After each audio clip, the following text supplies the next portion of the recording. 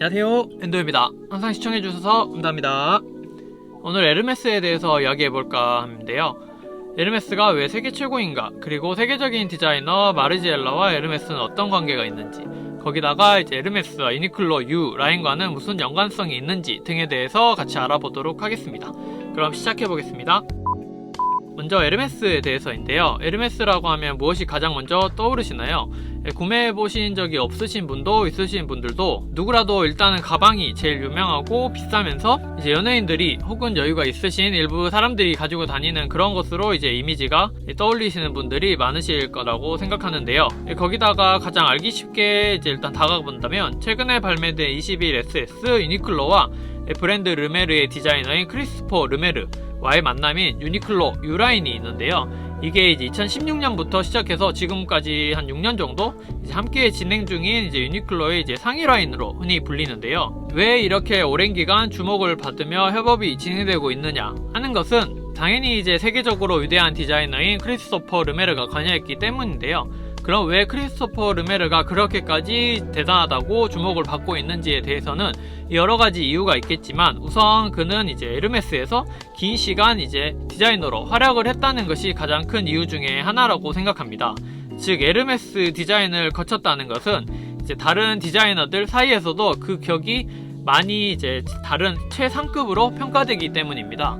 예를 들어 80년대 프랑스를 대표하여 엄청난 활약을 펼친 디자이너 장폴 고티에라든지, 또는 이제 조금 더 최근으로 넘어오면 많은 분들이 좋아하시고 아실만한 장폴 고티에의 제자라고도 잘 알려진 브랜드 마르지엘라의 창시자 마틴 마르지엘라도 그 중에 하나인 인물입니다. 90년대를 대표하는 디자이너로서 찢어진 니트라든지 그런 해체주의 또는 이제 도킹 기교로 이제 새로운 가치를 만들어내기도 하고, 데님을 리메이크 기술로 재현해내거나 과거의 밀리터리 의류들을 이제 현재의 느낌에 맞게 다시 탄생시킨 작품들로 유명한 것이 많은. 그도 이제 에르메스의 디자이너로 활약하면서 현재까지도 이제 그가 활약했던 시기 작품으로 잘 알려진 1997년에서 2003년 발매된 에르메스 라인업들은 이제 에르메스 마르지엘라 기라고도 불리면서 그것이 더 가치가 있고 많은 이들을 이제 열광하게 하는 이제 그 당시에 그의 영향력이 컸다는 것을 잘 반영하기도 하는데요. 이 마틴 마르지엘라의 출신지인 벨기에에서는 그가 활약했던 에르메스 시절의 작품들을 한 곳에 모아서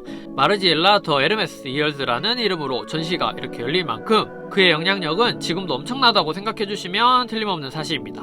이런 세계 최고의 브랜드인 에르메스에서 위대한 디자이너들만 채용하고 있으며, 그 채용된 디자이너들은 차별화된 평가를 받을 수밖에 없다는 것이 이제 물론 흔히 이제 명품으로 불리는 다른 루이비통이나 그런 셀린느 혹은 디올 등등 이제 다른 여러 브랜드들과는 조금은 이제 격이 한 단계 혹은 그 몇 단계 위에 있다고도 할 수가 있는데요. 가격도 당연히 타 브랜드와 차이가 날 뿐더러 흔히 이제 품질이라고 하는 퀄리티에서도 차이가 명확하게 나는 것입니다. 그럼 왜 에르메스는 세계 최고의 가격과 품질을 가지고 있는가인데요. 가장 큰 이유는 이제 창립 초기부터 귀족을 지향하는 브랜드의 특성이었기 때문입니다. 다른 몇몇 명품 브랜드들처럼 처음부터 패션 아이템을 만들어 그런 회사가 아닌, 이제 창립한 1830년대 당시 프랑스의 최고급 이동수단인 마차에서 이제 말을 다루기 위해서 말에 장착하던 그런 각종 장구들을 통칭해서 이제 말갖춤이라고 하는데, 그것을 만드는 회사가 에르메스였기 때문입니다. 말갖춤이라고 해서 이런 말을 다룰 때 필요한 각종 도구들을 통칭하는 것인데요. 이런 각종 도구들을 이제 당시의 이동수단의 한 부분을 넘어서서 흔히 이제 돈이 있는 사람들만 탈 수 있는 그런 귀족 신분인 사람들만 가질 수 있는 신분의 이제 상징이었던 것으로 통용되었던 것입니다. 흔히 우리나라로 생각하면 조선시대 이제 정일품 이상의 이제 벼슬아치가 타던 가마 정도로 생각하면 이해가 조금 쉬우실 텐데요. 이 말을 다룰 때 사용되는 가죽 안장이라든지 발판이라든지 그런 각종 이제 가죽 도구들을 이 귀족 신분을 상대로 하여 판매하기 위해서 제품을 만들기 시작한 것이 초기 에르메스의 역사인 것입니다. 명품 브랜드들 중에서 이제 이와 같이 패션 아이템에서의 그런 시작이 아닌 가죽의 중요도가 높은 그런 쓰임새에서 시작한 다른 브랜드로는 이제 로마군의 가죽을 담당했던 펜디가 또 하나 예가 되겠는데요.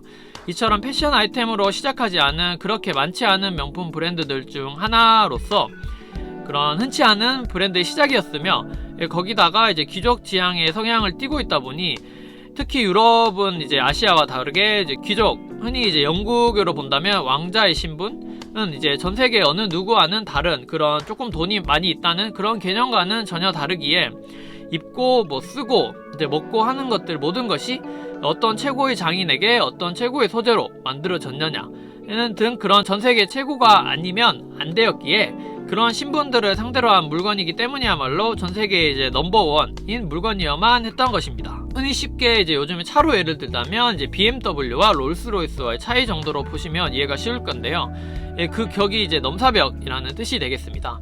이런 차이에 대해서 알고 그런 것을 본다면 왜 그들이 현존하는 브랜드 중에서 소재는 물론이고 부속품이라든지 그런 바느질이라든지 등등 세심한 부분까지 실수를 용납하지 않고 완벽함을 추구하며 하나하나 최고를 지향하고 만들어지는지는 이제 그나마 알 수 있지 않을까 생각합니다.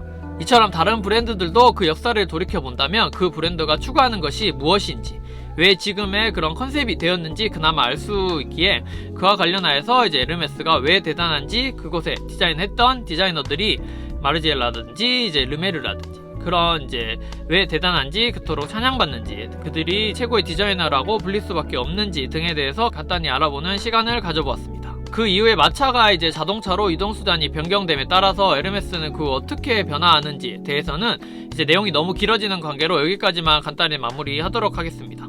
추후에 또 기회가 된다면 한 번 더 다뤄보도록 하겠으니 계속해서 구독과 좋아요 같이 눌러주셔서 많은 기대 부탁드리겠습니다. 엔드웨이에서는 이처럼 패션 관련 내용으로 찾아뵐 예정이며 누구든 영상을 보시고 패션에 관심을 가지며 즐겁게 패션을 알아가는 시간이 되셨으면 좋겠다는 생각으로 하나하나 만들고 있습니다. 곧 유니클로와 세계적인 디자이너 이제 지샌더와의 콜라보 라인인 플러스제이도 이번 시즌 한 번 더 발매되는 것으로 보여져서 발매 전에 재밌게 영상 준비할 예정이니 그것도 많은 기대 부탁드리겠습니다. 감사합니다.